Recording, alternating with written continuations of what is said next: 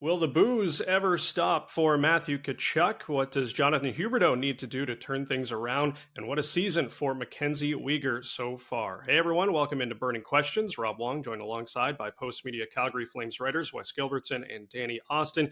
And guys, here we are again. Matthew Tkachuk returning to Calgary, where I'm sure he'll be met with a lot of boos, as Flames fans do not forget how his tenure ended. But my question to you guys is, will we ever see a day where those boos slowly turn to cheers? Wes, we'll start with you. I don't know about turn to cheers. I think we could see a day where the boos start to dissipate a little bit. But listen, getting booed in a rink that used to be your home, used to be your home city is a compliment. It's because Matthew Tkachuk's a really good player who decided he didn't want to be in Calgary anymore. No different than Adam Fox, the Norris Trophy winning defenseman for the New York Rangers, who was drafted by the Flames and then said, you know what, I'm good. I'd rather go play somewhere else. And so, Matthew Tkachuk's a hell of a player. Flames fans knew that when he was here. They adored him when he was here. And then he said, I'm not going to stay long term, so you'd probably be best trading me. He gets dealt to the Florida Panthers, and now it's going to be an annual thing. When he's back here in Calgary, he doesn't feel as much love. Could it dissipate over the years? I think absolutely. But, should we expect some sort of love in at some point? I don't see it going that far.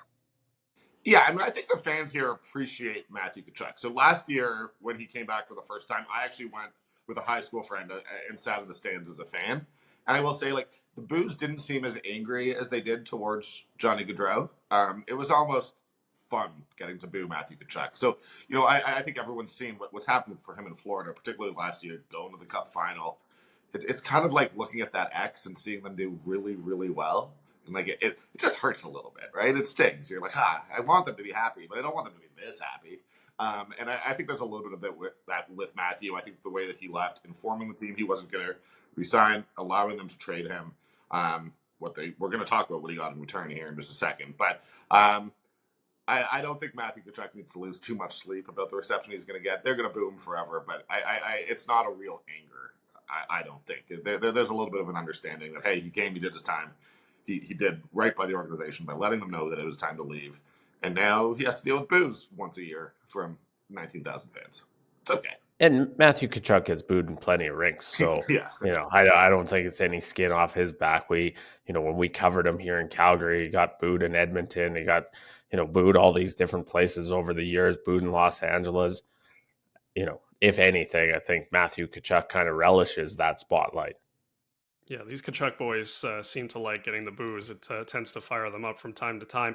We got an email from Kevin from Calgary at Calgary Flames at postmedia.com. And he says, "Hi, guys. I'm tempted to stream old Panthers games in his last season to understand how Jonathan Huberdeau garnered 115 points and that he's getting flashbacks of 50 goal scorer Gary Leeman coming to Calgary and laying a big goose egg." Danny, it's the $1 million question we've been asking all year long. But what does Jonathan Huberdeau need to get his season going?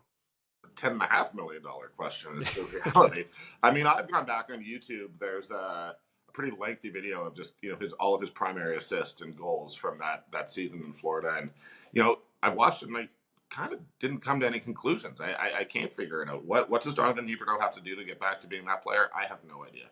I don't see it happening. They've played him with Elias Lindholm. They've played him with Nazem Kadri. They're playing him with Michael Backlund now, and nothing has brought out that player.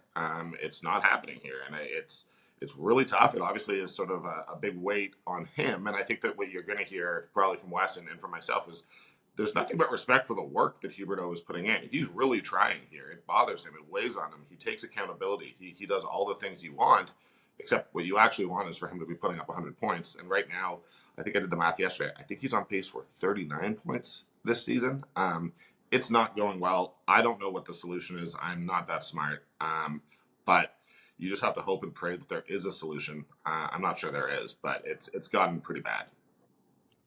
Yeah, it's getting bad when you're getting compared to Gary Leeman. Anyone who's been around this city for a while knows that Gary Leeman's tenure with the Flames, arriving in that Doug Gilmour trade, did not go very well. And it's been a similar start. Flames fans might feel like they were sold a bit of a bill of goods on Jonathan Huberdeau. And, I don't know what's necessarily changed in his game. I think he's not the fastest skater, and what we've seen a lot is a sort of stationary Jonathan Huberdeau, slowing down and then still trying to beat two players with a pass. And I think you get it in seasons like he set a record in his last season in Florida for most assists by a left winger. And you talk to guys who have had seasons where they put up 100 plus points, and they'll tell you it just feels like you can't do anything wrong. That you just get in this groove that you, even years later, you talk to guys who put up 100 and whatever points in the 80s, and they'll tell you, you can't really even explain how that season kind of goes. And so, I'm not sure that Jonathan Huberdeau sees a ton of difference when he watches his own clips. I think it's partly getting his feet moving, but it's also just developing the confidence that comes with getting your name on the score sheet. And it feels like every time the Flames hope Jonathan Huberdeau is about to gain some confidence from a goal or a nice setup, it just hasn't snowballed the way they hope. And I know it's been frustrating for Jonathan. He wears it, he owns it, but so far there's kind of no end in sight. Well, there is a bit of a silver lining in the Matthew Tkachuk trade. The other player coming over from Florida has been playing well, Wes, and of course, Mackenzie Weegar, now tied for second among NHL defensemen with 8 goals, and that also ties a career high. What has impressed you about Weegar's stats and season so far in your number 2 as a Flame? Well, in today's NHL, there's such an emphasis on fronting shooters and blocking shots. It's really hard to get shots from the blue line through to the net, period, let alone in the net. So to have 8 goals is impressive, but I think it's just the way Mackenzie Weegar is funneling pucks at the net. He's been really effective at that. And, even you talk to him about it, he'll tell you, well, even if those don't go in, you're hoping for a rebound, maybe a deflection. You kind of put it in the slop trough, as they like to say, and, see what comes of it. And so offensively, he's been great for the Flames. I mean, he's just a couple behind or 3 behind the team scoring lead. He's near the top of the goal scoring charts here in Calgary. And, the other thing I'd add is he leads the team in blocked shots.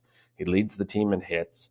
He's playing, either first or second pairing minutes on the blue line. So it's not just the goals that have been impressive. Mackenzie Weegar has been a really important piece on this team. In fact, if you sort of made that ranking of guys that would hurt the most to lose at this point, I think Mackenzie Weegar is right near the top. He's one of those guys you need in your lineup every single night.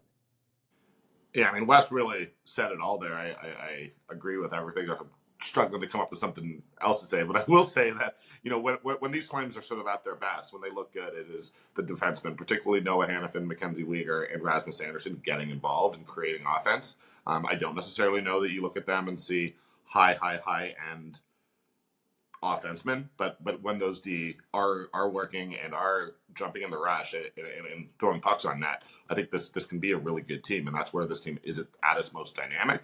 So Weegar has the pucks, has the shots going in, but I do also like what we've seen from those other two, and at times Kristanov, and I think we'll probably leave it at about those 4 in terms of who's creating offense. But it's been a huge thing for this team. And again, when they're at their best, those guys are going. And I do think that when we evaluate that trade, if you just look at Matthew Tkachuk and Jonathan Huberdeau, it tells you one thing. But when you begin to include what Mackenzie Weegar has contributed this year, he had a slow start last season.